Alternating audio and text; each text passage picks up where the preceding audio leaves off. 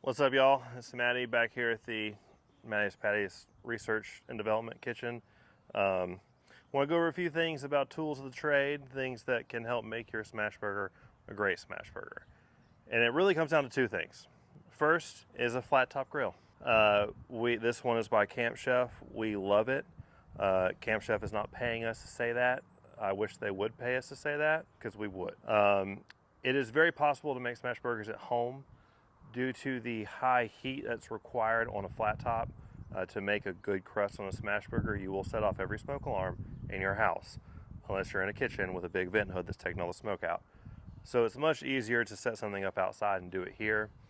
Plus, even in a biggest cast iron skillet, you're probably can only make one burger at a time. So it's just a whole lot more easier to do on a flat top. Second most important thing is a spatula.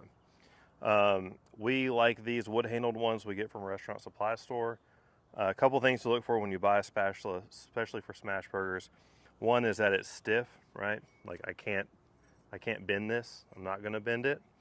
A lot of cheap spatulas, you could just bend it. I'm not that strong of a guy, and I can't bend this. So something that's very stiff, and ideally that has a pretty decent edge to it. You could go. We actually on the truck will take a belt sander and put a little bit of an edge on it, not like a razor edge, but just something to help scrape off the crust on the grill. So really a flat top and a spatula, and you can do smash burgers. Now I know you're thinking, Matt, I've seen all these ads on Instagram for like a smasher, and I see these guys on YouTube and they got these like smashers and you're smashing stuff and you gotta have a smasher for a smash burger. You don't. Unless you're making a ton of them like we do on the truck, it's a waste of money. With a little bit of practice, you can make smash burgers with just a spatula, just as easy as you can with a smasher. What we do, I use a spatula at home. We use a smasher on the truck, and I really feel like it's almost the same product. That being said, if you want a smasher, don't buy one. Use what you have at your house. One thing that we have is this little meat tenderizer we use for making like chicken cutlets or pork cutlets and punching them flat.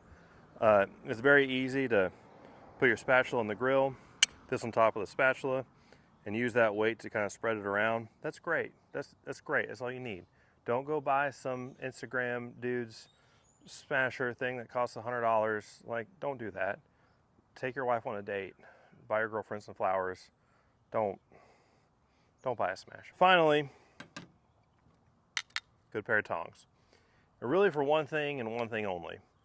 A lot of people complain about their burger sticking to the underside of the spatula. A quick trick, if you don't want to use parchment paper, or you forgot your parchment paper, you're too lazy to go back inside for your parchment paper, you have a good pair of tongs, which most people have by their grill.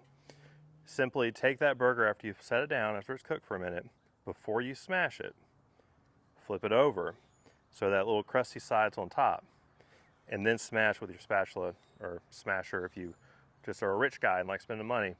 For whatever reason, I don't know the science behind it, but searing that top part will help prevent it from sticking to the bottom of your spatula. And those are really the 2 or 3 things that you need to make an excellent smash burger. I'm gonna get some beef while you do that and turn the grill back on.